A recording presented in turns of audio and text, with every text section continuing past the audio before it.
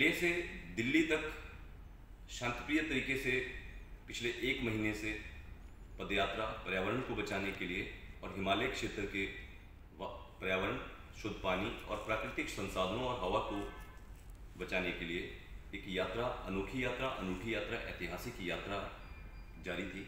उस यात्रा में बहुत सी महिलाएं, बुजुर्ग लोग शामिल थे, जो कि लगभग 850-900 किलोमीटर का सफ़र जो है वो डेराबस्सी से आगे लालू तक उन्होंने पार किया।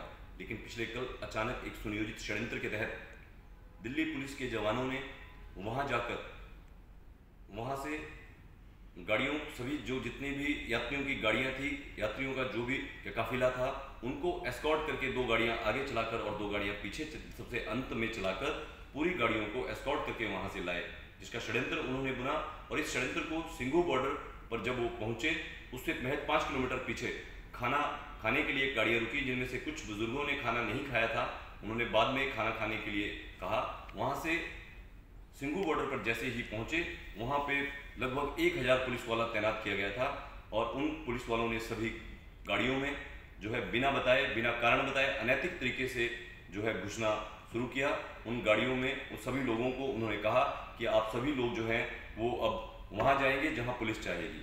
आधी रात का समय था, लगभग ये घटना 10 बजे के आसपास की रही होगी। इसके बाद पूरी रात तक लोगों को विभिन्न थानों में, इस क्षेत्र के रोहिणी थाना और भवाना थाना के साथ नरेला थाना के साथ साथ अन्य थानों में पूरी रात पुलिस जो है शिफ्ट करती रही यहाँ वहाँ, जो कि बिल्कुल गलत है, मानवाधिकारों का उल्लंघन है। और आपको बताना चाहूँगा कि यह यात्रा एक सामाजिक सद्भाव और पर्यावरण को बचाने के लिए एक शांतिप्रिय यात्रा थी। इस यात्रा में किसी प्रकार के कोई कानूनों का उल्लंघन अभी तक 900 किलोमीटर चलने के बावजूद भी, 3 राज्य पार करने के बावजूद भी लोगों ने नहीं किया था।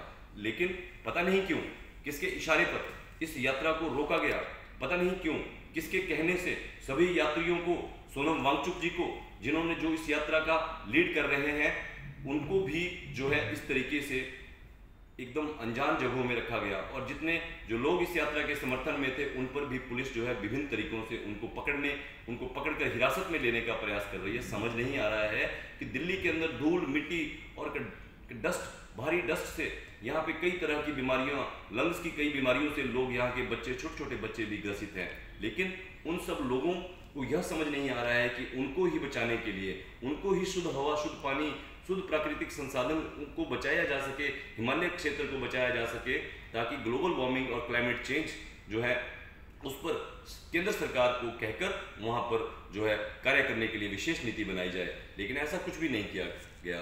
आपको बताते चलें कि प्रधानमंत्री जी, गृह मंत्री जी से मिलने और राष्ट्रपति जी से मिलने के लिए ये सारे लोग यहाँ पर आ रहे थे।